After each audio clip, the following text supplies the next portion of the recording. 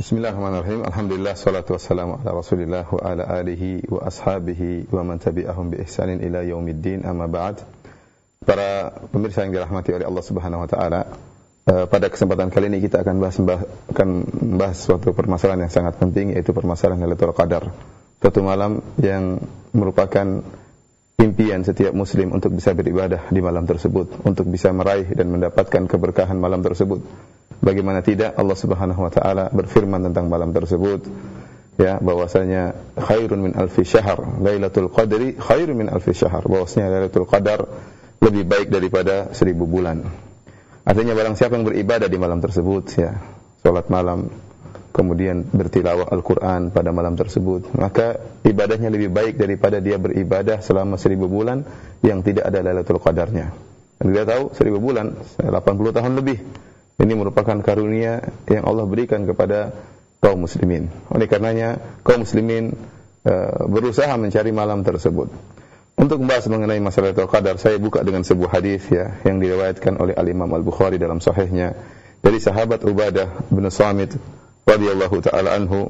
Beliau berkata, anna Rasulullah sallallahu alaihi wasallam kharaja yukhbiru bi Lailatul Qadar. Suatu hari Rasulullah SAW keluar bertemu dengan para sahabat untuk menjelaskan kapan malam Lailatul Qadar.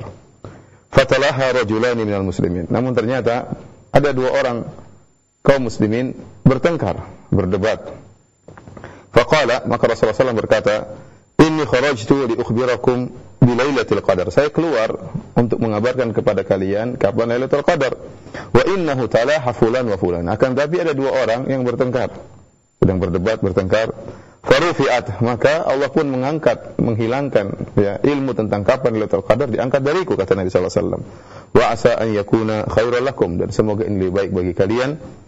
Kemudian kata Rasulullah sallallahu alaihi wasallam, iltamisuha fi as-sab' wa at-tas' wal khams, maka carilah Lailatul Qadar pada malam ke-7 atau malam 27, malam 29 atau malam 25, ya.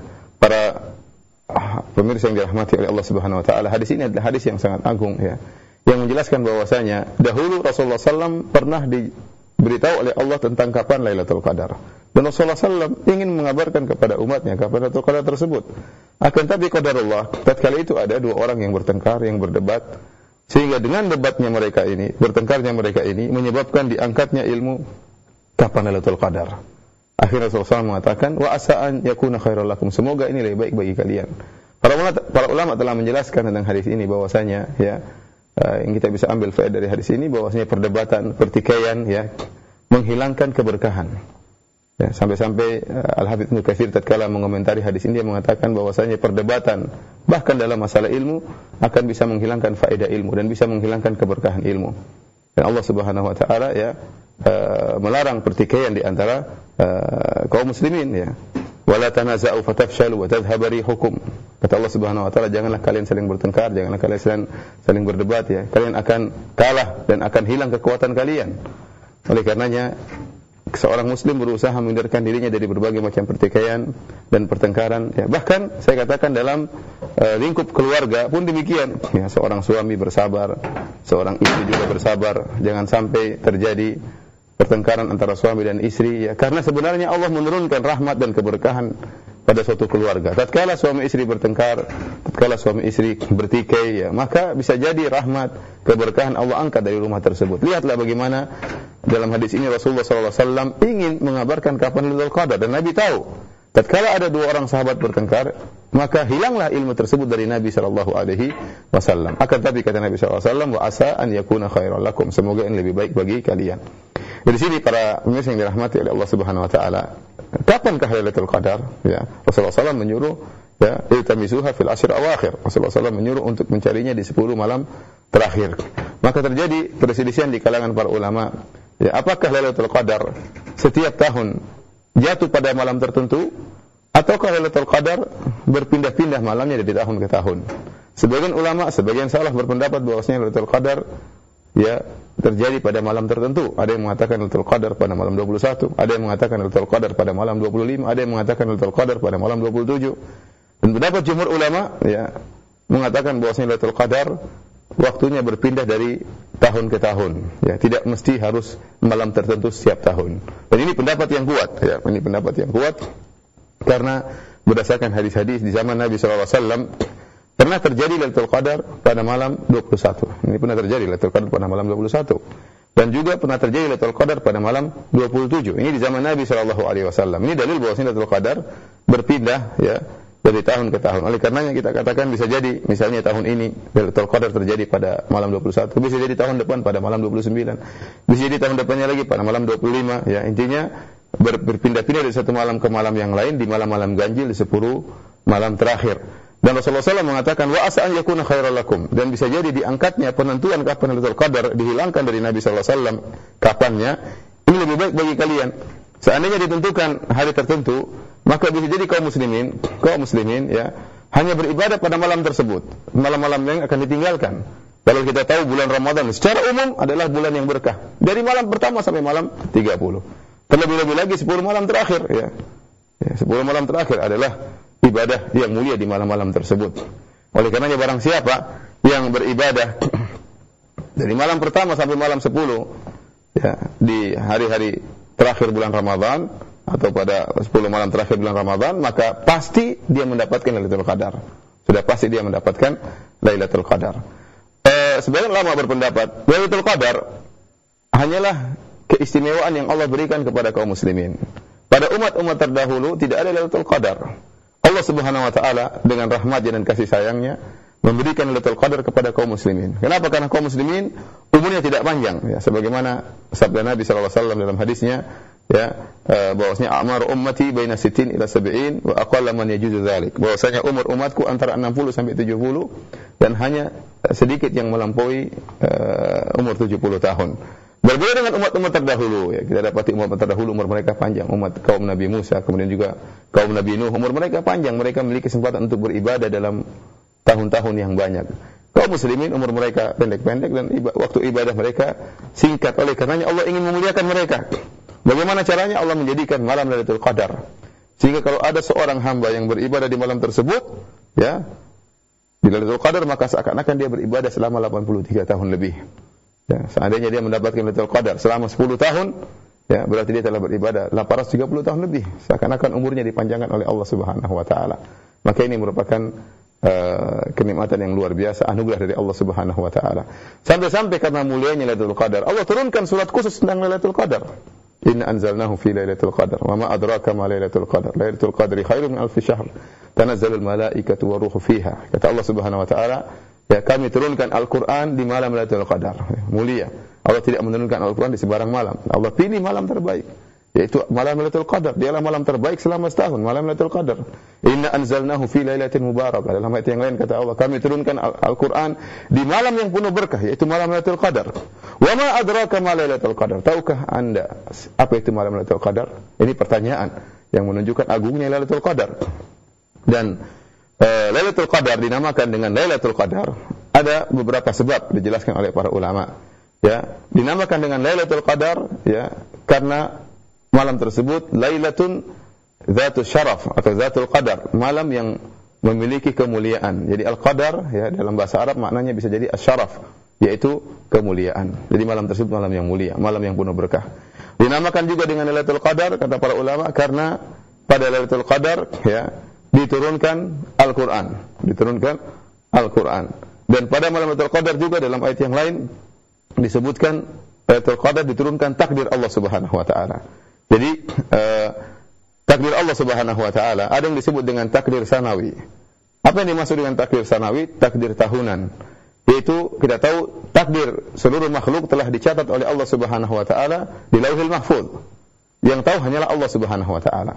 Nah, Allah Subhanahu wa taala menurunkan sebagian ilmu dari Lauhul Mahfuz, diberitahukan kepada para malaikat. Yaitu setiap tahun Allah turunkan takdir, mengabarkan takdir dari malam Lailatul Qadar ini sampai pada malam Lailatul Qadar tahun berikutnya. Allah turunkan. Istilahnya kalau kita bahasa untuk mudah memahami, datanya diambil dari Lauhul Mahfuz, diambil oleh Allah kemudian diturunkan, ya, dikabarkan kepada para malaikat apa yang akan terjadi dari malam Lailatul Qadar sekarang sampai malam Lailatul Qadar berikutnya. Maka Lailatul Qadar di antara maknanya adalah malam takdir. Ya, karena takdir dalam bahasa Arab juga al-qadar. Sehingga disebutkan dengan Lailatul Qadar karena pada malam tersebut Allah turunkan takdir selama setahun. Kemudian di antara makna Lailatul Qadar, Al-Qadar artinya sempit, ya, artinya sempit. Sebagaimana firman Allah Subhanahu wa taala, "Wa amma idza mabtalahu faqadara alaihi rizqahu fayaqulu rabbi ahanan." Adapun manusia jika kami sempitkan rezekinya, ya, kami sempitkan rezekinya, ya, maka dia mengatakan, Rabbku telah menghinakan aku, ya. Jadi Al-Qadar artinya sempit. Kenapa dikatakan dengan malam yang sempit? Kata Allah, tanazzalul malaikah, karena pada malam tersebut malaikat banyak turun di bumi. Dan malaikat turun dengan keberkahan. Sehingga bumi terasa sempit karena banyaknya malaikat. Di antaranya waruh, malaikat Jibril juga ikut turun bersama para malaikat. Sehingga malam tersebut penuh dengan malaikat. Salamun hiya hatta matla'il fajar. Disebutkan mereka melewati orang-orang lagi di masjid. Mereka menyalami orang lagi di masjid, ya. Karena saking banyaknya berkah di malam tersebut, turunlah para malaikat bersama dengan keberkahan, sehingga dikatakan malam yang sempit karena banyaknya malaikat yang turun di malam tersebut. Para pemirsa yang dirahmati oleh Allah Subhanahu wa taala, cukuplah surat ini menjelaskan tentang keagungan Lailatul Qadar, tentang kemuliaan Lailatul Qadar. Maka sungguh bahagia seorang hamba yang di malam tersebut kemudian banyak beribadah kepada Allah Subhanahu wa taala, bertilawah Al-Qur'an, ya, salat malam, salat tahajud, berdoa kepada Allah Subhanahu wa taala. Ya, kenapa? Karena detik-detik yang dia lalui sangat bernilai, sangat berharga. Kalau dia diberi taufik oleh Allah untuk beribadah pada malam tersebut, ya, maka seakan-akan dia telah beribadah 83 tahun. Karenanya Rasulullah sallallahu alaihi wasallam khusus 10 malam terakhir beliau berisyihad lebih bersungguh-sungguh dalam beribadah, ya. Dalam hadis kata Aisyah radhiyallahu taala anha, karena Nabi sallallahu alaihi wasallam idza dakhala al-'ashr, sesungguhnya Rasulullah sallallahu alaihi wasallam kalau sudah masuk 10 malam terakhir, syadda mi'zarahu, maka Rasulullah sallallahu alaihi wasallam, ya, ikat sarungnya, yaitu beliau tidak berhubungan atau menjauhi istri-istrinya, ya. Kemudian wa ahya lailahu, dan Rasulullah SAW menghidupkan malamnya. Kata para ulama, yaitu Rasulullah SAW 10 malam terakhir beliau begadang. Adapun 20 malam pertama Rasulullah SAW salat malam dan juga tidur.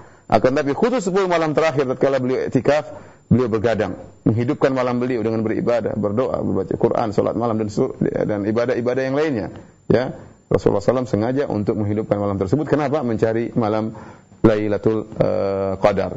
Inilah sekilas yang bisa mungkin saya sampaikan tentang kemuliaan malam Lailatul Qadar, dan kita berharap kita semua, para pemirsa semua, bisa diberi taufik oleh Allah Subhanahu wa taala, dibimbing oleh Allah Subhanahu wa taala pada malam tersebut bisa beribadah dengan sebaik-baiknya kepada Rabbul Alamin. Wallahu taala alam bissawab. Nah, Ustaz, jazakallah khairan materi yang telah Antum sampaikan, Ustaz. Satu materi yang tentunya sangat dibutuhkan di malam-malam terakhir ini, 10 hari terakhir, dan alhamdulillah kita telah memasuki malam yang ke-21 Ramadan.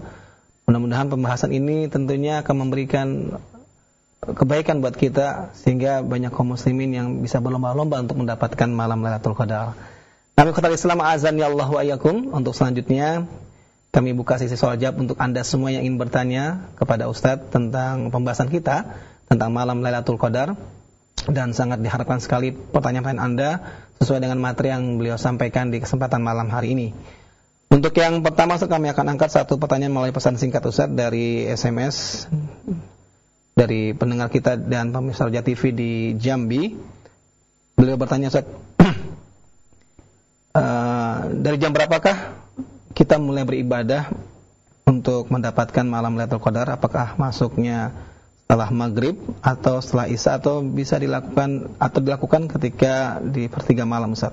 Mohon Ustaz berikan penjelasan, Ustaz. Lailatul Qadar, ya, dalam bahasa Arab malam dimulai dari terbenamnya matahari, ya, dan berakhir, ya, sebagaimana dalam ayat hatta matla'il fajar, ya, berakhir tatkala terbit fajar. Jadi Lailatul Qadar dimulai dari terbenam matahari, masuknya waktu maghrib, sampai terbit fajar, yaitu dikumandangkan azan subuh. Oleh karenanya kita dituntut untuk beribadah sejak maghrib sampai terbit fajar, ya. Tetapi kalau seorang misalnya ada halangan, ada keperluan, intinya jangan sampai dia biarkan malam tersebut lewat tanpa ibadah sama sekali. Kalau dia tidak berkesempatan untuk baca Quran antara maghrib sampai isya, maka dia bisa baca setelah isya. Kalau dia tidak berkesempatan untuk baca Quran sampai jam 10, jam 11 malam dia boleh baca. Kalau tidak berkesempatan, dia boleh jam berapa saja, jam 2. Intinya semakin banyak dia beribadah pada malam tersebut, maka semakin banyak kemuliaan yang dia peroleh. Ingat, detik-detik pada malam tersebut sangat berharga.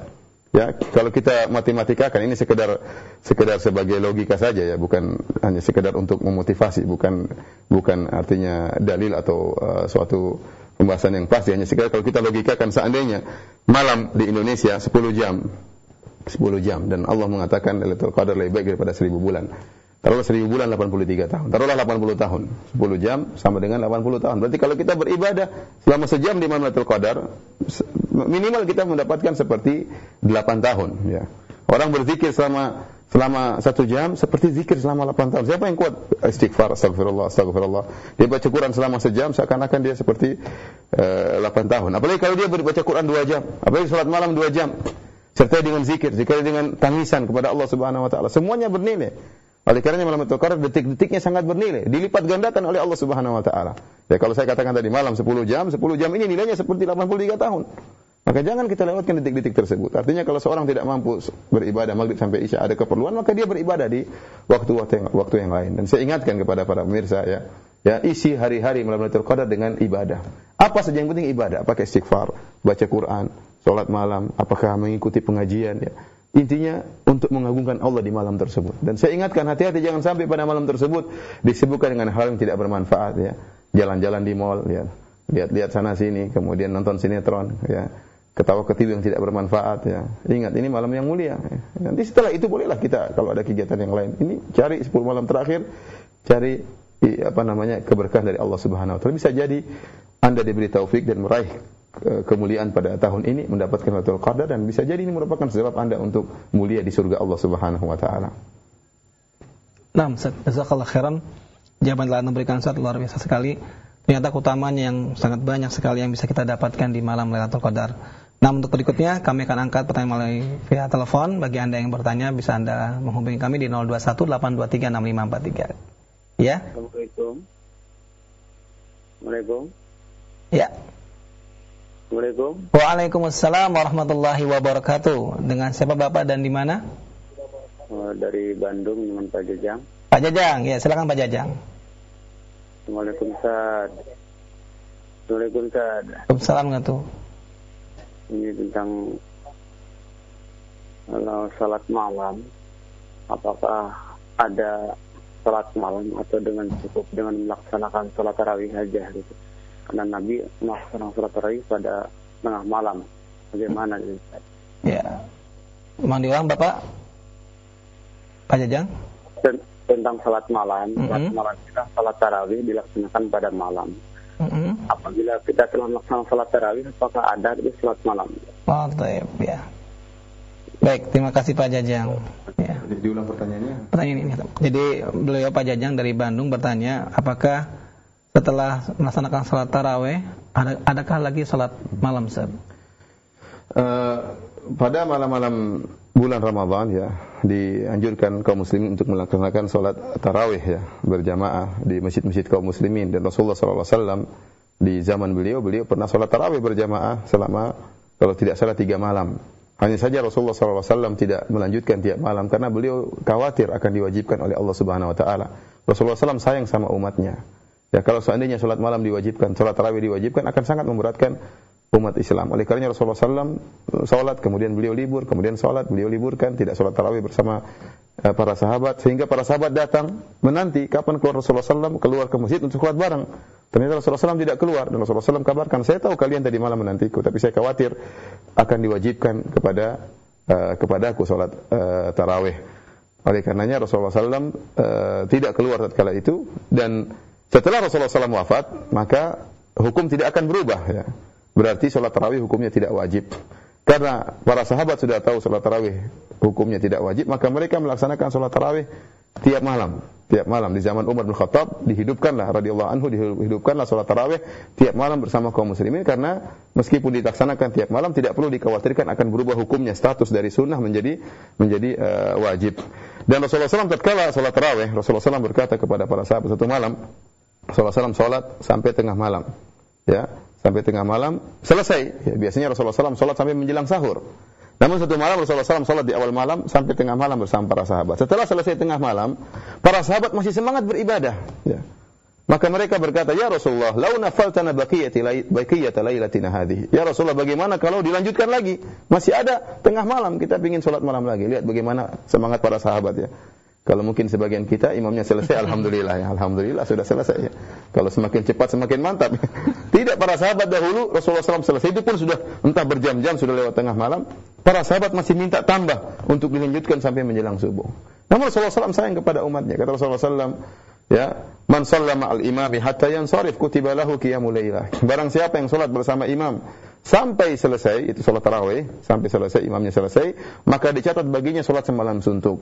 Salat semalam suntuk. Oleh karenanya jika seorang di malam Lailatul Qadar sudah salat tarawih, boleh dia tidak salat malam ya. Ya, insyaallah kalau dia salat tarawih dengan khusyuk, dengan tenang, maka dia mendapatkan pahala salat semalam suntuk. Akan tapi jika ternyata dia rindu, Ustaz bagaimana saya rindu setelah salat tarawih, imamnya cepat sekali Ustaz, 1 jam sudah selesai, saya ingin salat 5 jam Ustaz. Silakan kalau ingin salat sendiri di rumah. Ingin salat sendiri di rumah, namun ingat jangan witir lagi. Jangan witir lagi. Jadi tidak mengapa. Jadi setelah salat tarawih masih rindu ingin beribadah kepada Allah, ingin sujud di malam-malam 10 malam terakhir, ingin melantunkan Al-Quran dalam salat, maka silakan salat lagi sepanjang-panjangnya, bebas sesuka-sukanya. Namun tidak boleh witir lagi karena Rasulullah SAW bersabda, la witrani fi lailah, tidak ada 2 witir dalam 1 malam. Wallahu a'lam bishawab. Nah, Ustaz, jazakallahu khairan. Satu pertanyaan kembali kami angkat dari pesan singkat. Ustaz menjelaskan bahwasanya ada subhat yang beredar di tengah-tengah kami, bahwasannya malam Lailatul Qadar sudah tidak ada lagi disebabkan karena sudah lengkapnya Al-Quran turun sehingga malam tersebut sudah tidak ada lagi. Ustaz, mohon saya memberikan penjelasan tentang subhat ini, Ustaz. Orang yang mengatakan Lailatul Qadar sudah tidak ada lagi, ini orang yang saya tanya sama dia lebih paham atau para sahabat? Para sahabat setelah meninggalnya Nabi, mereka masih mencari Lailatul Qadar, dan para ulama seluruh 4 mazhab seluruhnya menjelaskan tentang Lailatul Qadar, dan Allah Subhanahu wa taala turunkan ayat tersebut ya, Lailatul Qadar khairum min alfi syahr, ayat yang kita baca sampai hari kiamat. Mungkin ayat tersebut ada terus ya, menunjukkan Lailatul Qadar itu ada. Orang ini wallahu alam ya, dia jahil karena kejahilannya, tentunya dia tidak mengerti tentang syariat ya. Kita kasihan orang ini, dia tidak tahu Lailatul Qadar dan khawatir dia terhalangi dari kemuliaan Lailatul Qadar. Seluruh ulama sepakat bahwasanya Lailatul Qadar ya ada terus ya. Oleh karenanya para sahabat setelah wafatnya Nabi, mereka mencari Lailatul Qadar. Yang lebih paham agama orang ini ataukah para sahabat? Yang jadi muridnya Nabi orang ini ataukah para sahabat? Oleh karenanya ini pendapat yang kita kasihan orang ini, khawatir dia tidak meraih terhalangi dari kemuliaan Lailatul Qadar. Semoga Allah mengampuni dan semoga Allah beri hidayah kepadanya. Amin. Nah, kembali kami akan angkat pertanyaan melalui via telepon, dan kepada Anda yang bertanya melalui via telepon, mohon agar pertanyaan Anda sesuai dengan tema kita tentang seputar malam Lailatul Qadar, karena pembahasan sangat bermanfaat kita sekali menjelang di hari-hari 10 terakhir ini. Nah, untuk yang berikutnya kami angkat bagi Anda yang bertanya, silakan. Halo, assalamualaikum. Waalaikumsalam warahmatullahi wabarakatuh. Dengan siapa Bapak dan di mana? Saya dari Pamekasan. Di Pamekasan. Dengan Pak siapa? Maaf Pak. Dengan Pak Haji. Pak Haji. Silakan Pak Haji. Mau tanya Ustaz, doa ketika sujud, bolehkah kita menggunakan bahasa Indonesia Ustaz saat sujud? Baik, terima kasih Pak Haji. Ya, Waalaikumsalam warahmatullahi wabarakatuh. Ya, silakan Ustaz. Apakah doa boleh dengan bahasa Indonesia setelah sujud ya? Pendapat yang kuat bahwasanya boleh berdoa dengan bahasa apapun tatkala sujud ya. Dan karena doa ya bebas ya tatkala sujud ya, demikian juga setelah tasyahud akhir ya. Rasulullah SAW menyuruh seorang berdoa yang dia kehendaki. Tentunya lebih afdal kalau kita bisa berdoa dengan doa-doa yang diajarkan oleh Nabi sallallahu alaihi wasallam, karena doa-doa Nabi adalah doa yang jami', doa-doa yang lafalnya telah dipilih oleh Rasulullah sallallahu alaihi wasallam dan mengandung makna-makna yang sangat dalam ya. Tetapi terkadang seorang tidak mampu untuk atau kurang menghafal doa-doa Nabi sallallahu alaihi wasallam, maka dan boleh dia berdoa dengan bahasa dia. Oleh karena kita dapat di dalam hadis-hadis para sahabat minta doa dari Nabi. Bagaimana saya berdoa, apa yang harus saya ucapkan? Padahal mereka orang Arab, mereka tahu bahasa Arab dan mereka juga mengerti tentang kemuliaan Allah dan mereka tahu tentang rahmat Allah. Tapi mereka tanya kepada Nabi, doanya bagaimana? Berarti menunjukkan doa Nabi itu berkah. Doa Nabi itu berkah. Para sahabat yang tahu bahasa Arab pun minta kepada Nabi bagaimana cara berdoa yang baik. Namun jika seorang tidak mampu berdoa dengan doa yang diajarkan oleh Rasulullah SAW, maka dia boleh berdoa dengan bahasa dia ya. Dan ini berbeda dengan tatkala masalah zikir salat, ini tidak boleh kecuali dengan bahasa Arab. Tapi kalau khusus doa, ya kata Rasulullah SAW, fa amma sujud fasyahidu fid doa. Adapun tatkala sujud maka bersungguh-sungguh dalam berdoa. Faqaminun istajaba lakum, maka lebih mudah Allah kabulkan tatkala seorang berdoa tatkala sujud. Dalam hadis yang lain kata Rasulullah SAW, aqrabu ma yakunul abdu min rabbih wa huwa sajid. Seorang hamba sangat dekat dengan Allah tatkala dia sedang sujud, maka perbanyaklah doa. Wallahu alam bisawab, tidak mengapa insyaallah ya berdoa meskipun dengan selain bahasa Arab. Tapi jika mampu dengan doa Nabi maka saya akan lebih afdal, lebih mulia ya. Kita berusaha menghafalkan doa-doa Nabi dan kita berusaha mengerti apa kandungan dari doa-doa Nabi tersebut, karena doa-doa Nabi lafalnya singkat, penuh berkah dan mengandung makna yang sangat dalam. Wallahu alam bisawab. Nah, Ustaz, jazakallahu khairan atas jawabannya Ustaz. Dan berikutnya masih kami angkat melalui via telepon bagi Anda yang bertanya. Bisa menghubungi kami di 0218236543. Waalaikumsalam warahmatullahi wabarakatuh. Dengan siapa Ibu dan di mana? Ana Ummu Fatimah di Jakarta. Ya, silakan Ummu Fatimah. Ana mau tanya, apakah mungkin seorang mendapatkan malam Lailatul Qadar itu di sepanjang umurnya, di sepanjang hidupnya? Artinya setiap kali dia bertemu Ramadan, setiap kali pula dia dapat malam Lailatul Qadar. Terus yang kedua, apakah ada riwayat yang menerangkan bahwa akan ada perbedaan antara orang yang mendapatkan malam Lailatul Qadar dengan orang yang tidak mendapatkan malam Lailatul Qadar setelah keluar dari bulan Ramadan? Ya, baik. Terima kasih Fatimah. Waalaikumsalam warahmatullahi wabarakatuh. Ya, silakan Ustaz. Apakah seorang bisa sepanjang umurnya bisa mendapatkan Lailatul Qadar? Ya, kita mengatakan mungkin saja jika dia tiap tahun beribadah. Saya katakan tadi, barang siapa yang 10 malam terakhir terus beribadah kepada Allah, mengkhususkan waktu untuk menyibukkan diri beribadah kepada Allah, maka dia pasti mendapatkan Lailatul Qadar. Dia pasti mendapatkan Lailatul Qadar. Jadi kalau Lailatul Qadar intinya akan melewati kita semua. Lailatul Qadar akan melewati kita semua. Jadi masalah bukan lewatnya Lailatul Qadar, tapi yang jadi masalah bagaimana kondisi kita tatkala di malam tersebut. Ini jadi masalah. Saya dan anti dan para pemirsa akan melewati malam tersebut. Itu malam itu akan tiba dan semua orang akan merasakan. Akan terlewati dengan malam. Sebagaimana bulan Ramadan semua mendapatkannya. Tetapi bagaimana kualitas seorang tatkala melewati bulan Ramadan? Bagaimana kualitas seorang tatkala mengisi bulan Ramadan? Itu yang menjadi pertanyaan. Nah, kalau ada seorang yang tiap tahun, sebagaimana para sahabat, bagaimana para tabi'in, setiap 10 malam terakhir mereka terus rajin beribadah. Ya, sibukkan diri untuk beribadah. Setiap malam 10 malam terakhir mereka iktikaf. Ya, maka orang-orang seperti ini bisa dikatakan dipastikan dia mendapatkan Lailatul Qadar setiap tahun, karena pada malam-malam 10 terakhir mereka kualitas ibadah luar biasa. Beda halnya dengan seorang yang mungkin Ramadan ini 10 malam terakhirnya tidak serius ya. Ada yang 10 malam terakhirnya mungkin sering ke mall ya. Tahun depannya dia serius ya. Bisa jadi tahun depan dapat, tahun ini enggak dapat dan seterusnya. Jadi kalau dikatakan mungkin secara logika, apakah mungkin seorang dapatkan tiap tahun? Mungkin. Kalau tiap tahun dia rajin beribadah 10 malam terakhir, mengkhususkan diri untuk beribadah kepada Allah Subhanahu wa taala. Yang kedua tadi tentang apakah ada perbedaan bagi orang yang mendapatkan, apakah ada ciri perbedaan antara orang yang mendapatkan Lailatul Qadar atau yang tidak mendapat? Wallahu a'lam bishawab, ya, ini perkara yang gaib. Intinya barang siapa yang 10 malam terakhir beribadah dengan baik ya, tentu dia akan merasakan perbedaan ya. Orang kalau selesai ibadah dia akan merasakan perbedaan dalam hatinya. Ya, Allah akan bedakan, Allah akan berikan rahmat keberkahan pada hatinya. Orang baca Al-Qur'an ya, selama 1 jam dia baca Quran dengan penuh mentadaburi. Berbeda dengan orang yang tidak baca Al-Quran, hatinya akan terasa berbeda. Orang yang 10 malam terakhir sibuk salat malam, menangis di tengah malam, minta ampunan kepada Allah Subhanahu wa taala dengan mengatakan Allahumma innaka afuwun tuhibbul afwa anni, dengan penuh keyakinan ya Allah sungguhnya Engkau Maha Pengampun dan Engkau mencintai pengampunan, ampunilah hamba-Mu ini. Berbeda dengan orang yang tidak mengucapkan doa tersebut. Adapun kalau dari kondisi fisik tentunya saya rasa tidak ada bedanya. Mungkin yang dapat Lailatul Qadar mungkin badannya lebih kurus karena 10 hari terakhir sibuk beribadah, yang ini santai-santai aja ya. Tidak ada, saya rasa tidak ada perbedaan secara fisik, namun ini kembali kepada masalah gaib, masalah hati masing-masing ya.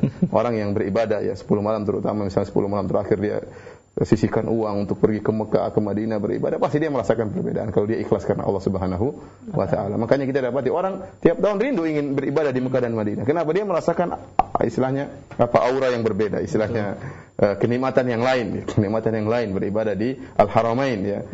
Dia sudah berkorban mengeluarkan uangnya, kemudian 10 malam terakhir di Mekah dan Madinah, dia pasti pulang bahagia. Buktinya tahun depan dia mau keluarin duit lagi.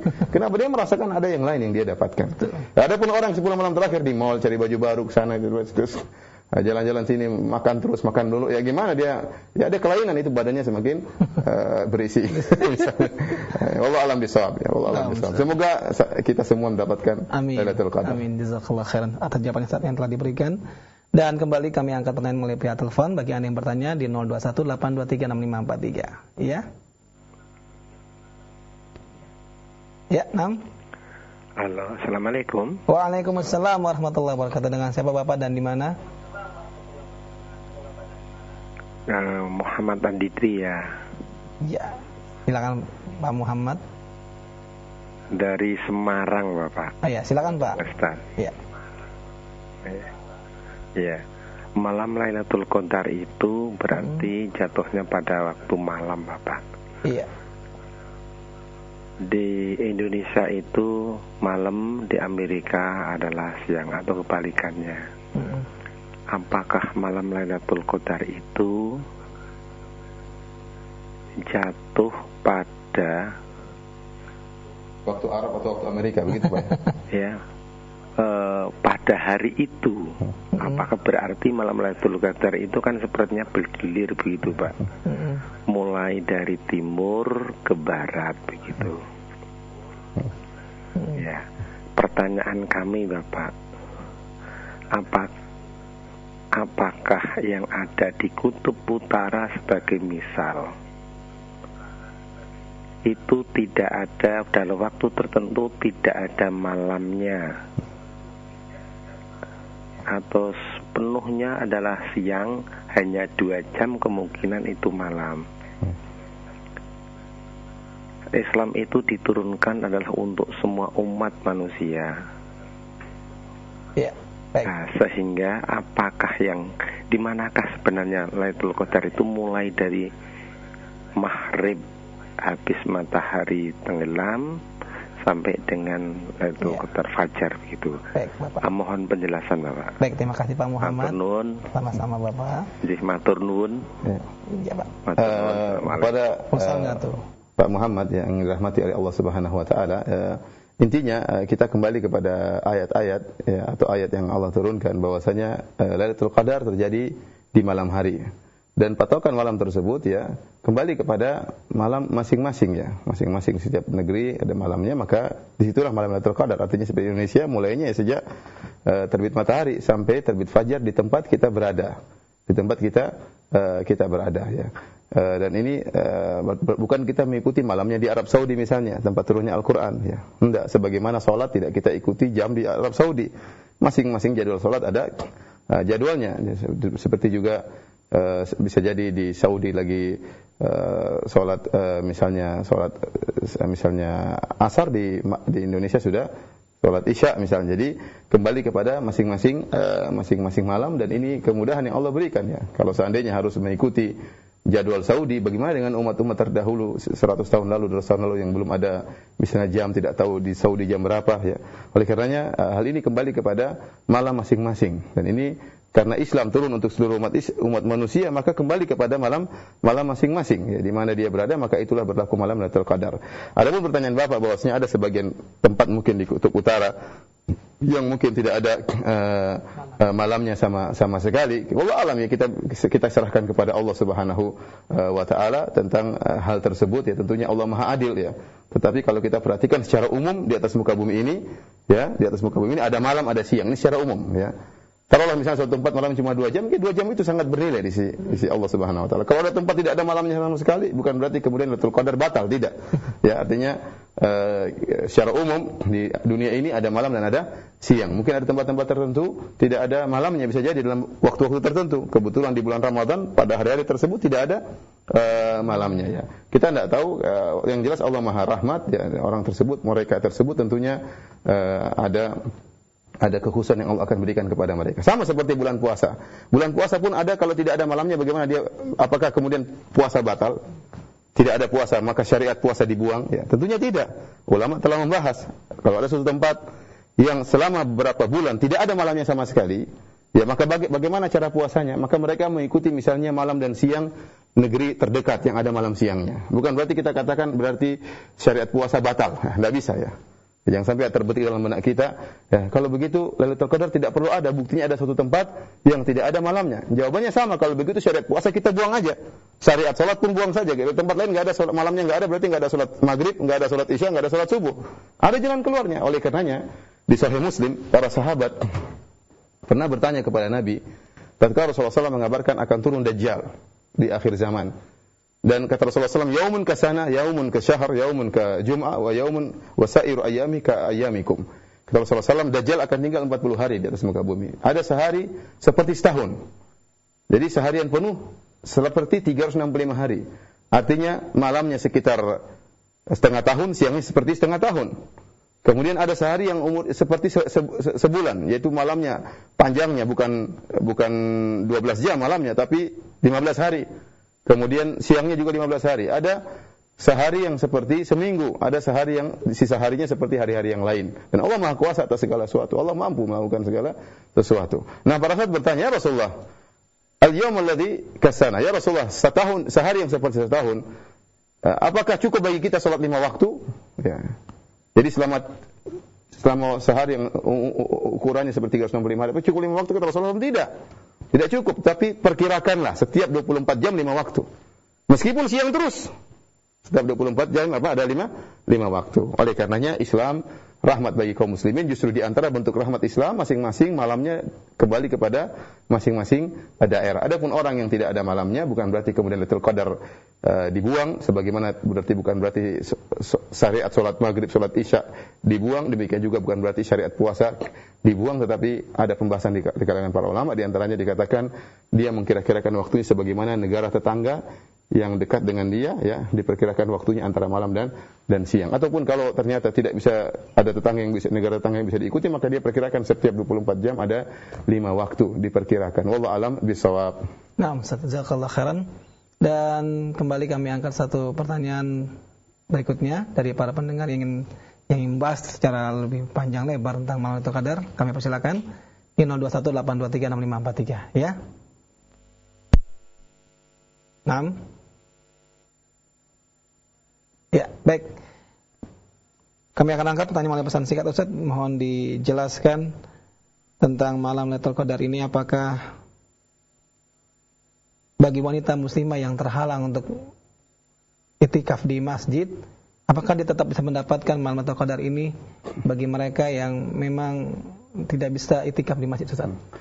Apakah seorang wanita yang tatkala Lailatul Qadar dia dalam kondisi haid, apakah bisa mendapatkan Lailatul Qadar? Pertama yang perlu saya ingatkan bahwasanya para wanita hendaknya senantiasa berhusnudzan kepada Allah Subhanahu wa taala. Dan saya sering mendapati sebagian wanita tatkala di Madinah, sebagian wanita terkadang suudzon kepada dirinya, ya.